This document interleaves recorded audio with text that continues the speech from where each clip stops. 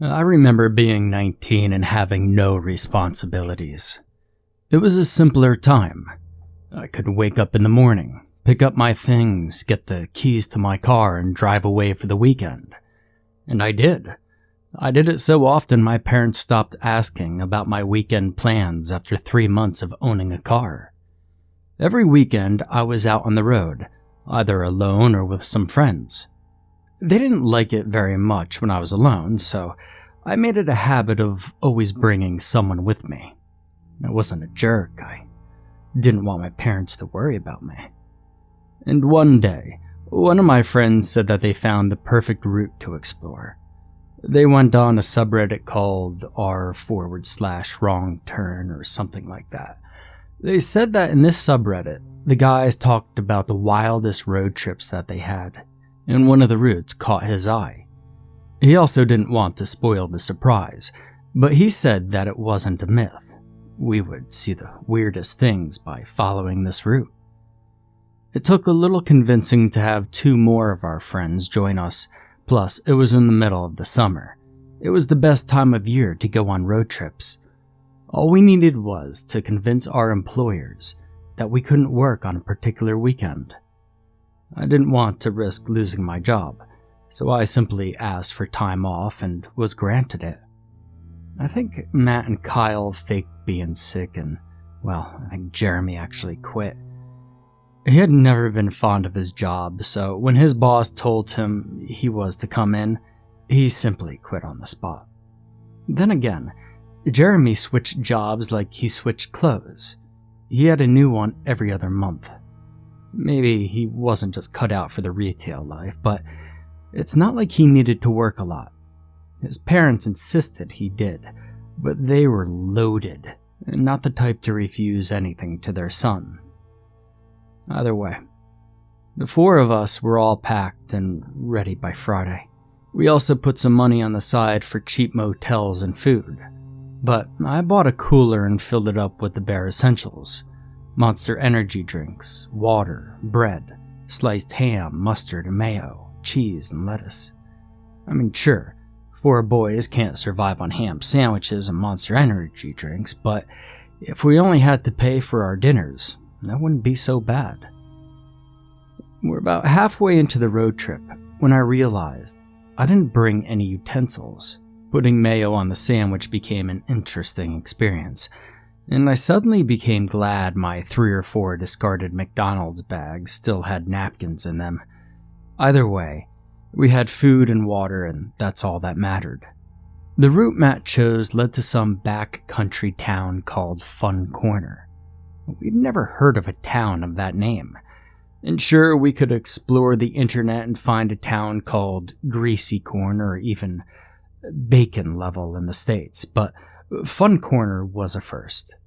Then again, there were also towns called Breadloaf or after radio hosts, so America's a fun place to live in when you know where to look. Either way, we all decided to see for ourselves what Fun Corner was about. I did a quick internet search on my phone, but there wasn't much information given about the place. Apparently, it came to be in 1852 when a traveling circus decided to settle ground there. The population hadn't grown much and fluctuated between 100 and 120 at times. We didn't expect much tourism to be done there, but according to Matt, it was the place to visit if we wanted to see something strange. I was a bit dubious about it, especially since there were no information anywhere. But we still packed and followed that plan because, hey, a road trip is a road trip. To reach Fun Corner, it would take us approximately 14 hours. We planned to drive for at least 8 hours on Friday, so we reserved at a hotel we found on Google Maps. It was at exactly 8 hours and 14 minutes on our trip if nothing slowed us down. And nothing did. We even had time to stop at a drive-thru to get dinner, since we needed more than ham sandwiches. We left at 9 the next morning, counting an hour or so at a rest area and a stop to refuel. We should be at Fun Center by 4 or 5 p.m. at worst. There was no motel in this town either, so we would have to drive to the next town to sleep. Now, I need to warn you, the Fun Center's name fits the town, but in a way, I wasn't expecting it to. Matt was beyond himself when we reached the edge of the town and saw a white and red flag with a big top sewn right in the middle of it. I did read on the internet that it was a town created after a traveling circus decided to establish themselves there. I didn't expect to see a town like this with my own 2 eyes. The town had been created in 1852, and I swear on my mom that the moment you passed the gate and the big top flags, it felt like it was still 1852. The first houses we saw looked abandoned, dirty, and about ready to fall apart at the first breeze. A thick layer of dust and sand covered the windows, which made it impossible to see inside. There was one house in particular that really stood out. If you've ever seen the last house on the left, then you know what I'm talking about. The porch was littered with cobwebs, and the front grass probably reached knee level. There was a broken window letting a dirty yellowish curtain float aimlessly for us to see. We slowed down the car to look at it, and for a moment, we all wondered if the town was abandoned. We looked at the house. Imagine 4 boys pushing half their bodies out of the car windows to better see this vision of horror. I think the car even came to a stop once we were facing it. There was something incredibly pulling from that house, and I swear it was built to create horror stories. That's what nightmares are made of. When I finally managed to unhook my gaze from the house and turn back to the road, my heart stopped. My hand slammed the horn, and I felt like my body jumped 3 inches off of my seat. Right in front of the car stood a clown. I'm talking a real-ass clown with clown makeup. He had a flower in his pocket and a nest of bright orange hair around his head. My heart felt like it was leaping out of my chest. Pennywise could go back where he came from because in terms of creepy clown fashion, this guy got the look down to a T. His brown suit was full of holes, and even without him too close, I could imagine he smelled like melting wax and mothballs. I slammed my horn again for good measure, and let out a very audible "fuck" that my friends pissed laughing their pants off at me. I hate clowns, and the creepy fucker could have easily let his presence known. Instead, he simply stared at us through the windshield, his poker face sending more and more shivers down my neck. Though this time, they were both out of danger more than just fear. He finally started walking toward my window and bent down, so his face was a mere inch or 2 from mine.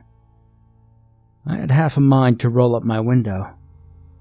In retrospect, maybe I should have. We don't very much like tourists here. That's okay, we're just passing, I replied, but I felt cold sweat on the back of my neck. This guy's teeth were nearly all rotten, and the smell of this guy's breath had my stomach churning. To put it simply, his mouth smelled like death, his clothes like dust and mothballs. And now that I looked closely, his clown makeup almost seemed inked in his skin. Badly at that. His eyes were bloodshot and the sclera had a yellow tint, and his hair was a mix of greasy and dusty.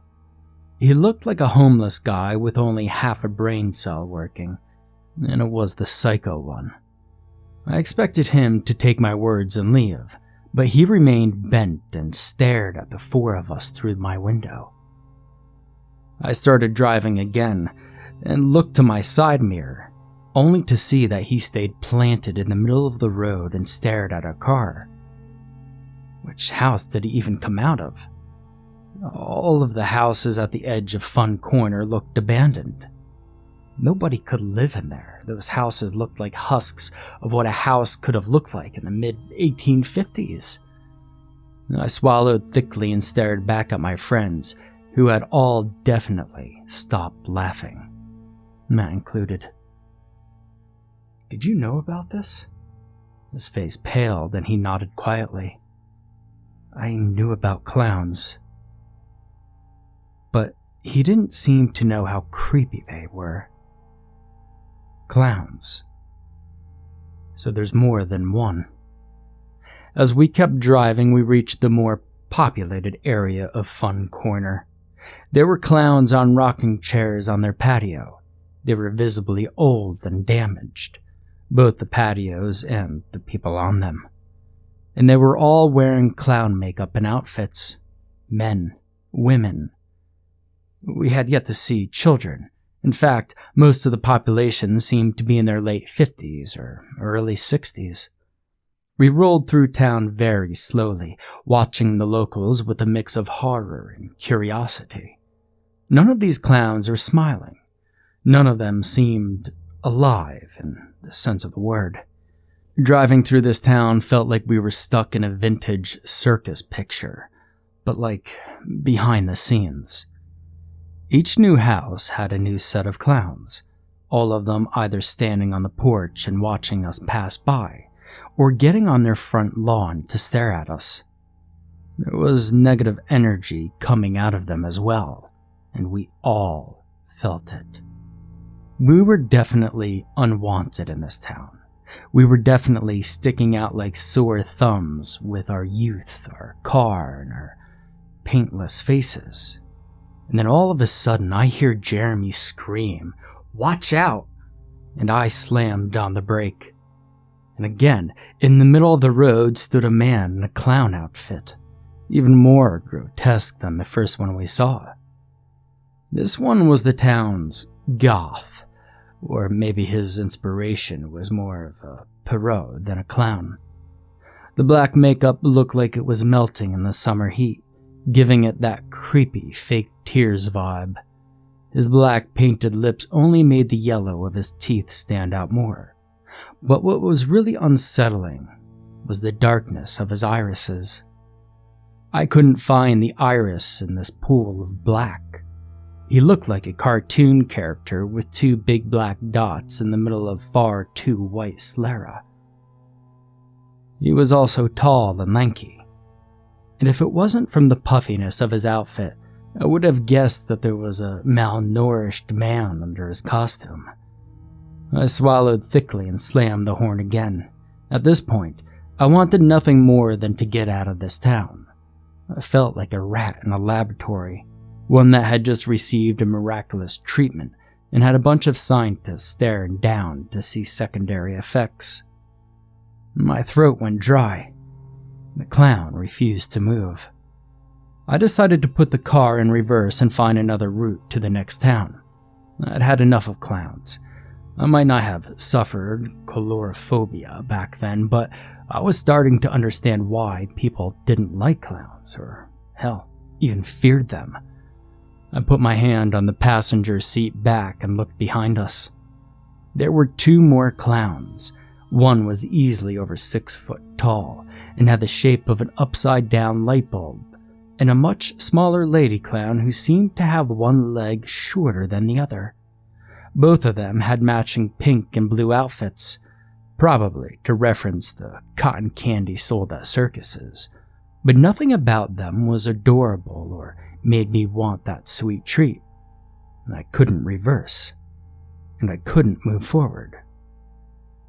"Roll your windows," I said dryly and maybe a little too panicky, because my friends were also starting to realize that outsiders truly were not welcome in this town. We rolled our windows quickly and stood with bated breath in silence. I was about ready to roll over the clown in front of me when out of nowhere he started smiling. I do not lie when I say that all the hair on my body stood on end and my fingers tightened so much around the steering wheel that my knuckles turned white.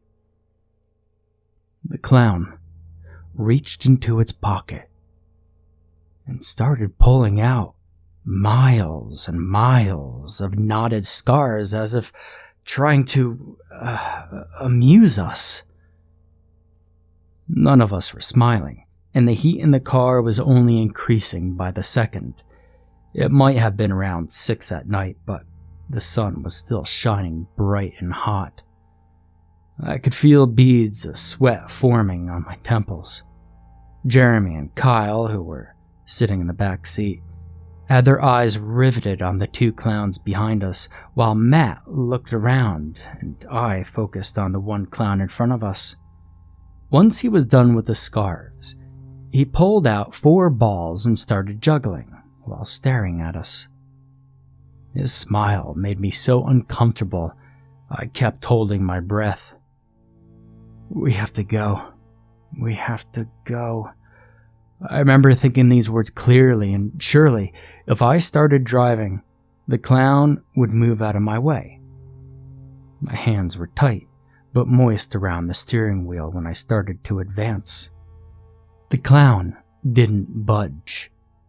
It didn't budge until I felt like I was pushing back against him. I slammed my horn and he finally moved aside, but I made the mistake of looking at his face one last time as I drove past him. Despite the big clown's smile, his eyes looked at me with what I could only conceive to be murderous intent. His gaze was glacial, sharp, and peered so deeply into my eyes, I felt like he could even see my thoughts. My entire skeleton shook as I sped up, and I, once again, nearly jumped out of my seat when the Google lady's voice was heard again. "In 2 miles, take the next exit to Washington." We reached the motel in Washington and ordered pizza, but none of us were really hungry. I nibbled my way through 2 slices as I sat on the bed, still on edge from what I had witnessed. To this day, I'm certain we went back in time and visited a ghost town. Like a clown ghost town that was very angry for living young boys would dare pass through their eternal circus. When it was time to go back home, we chose an alternate route. I kept going on road trips, but we never let Matt choose our destinations ever again. And we definitely put a lot more planning in where we were going, where we stopped, and, well, for what reasons.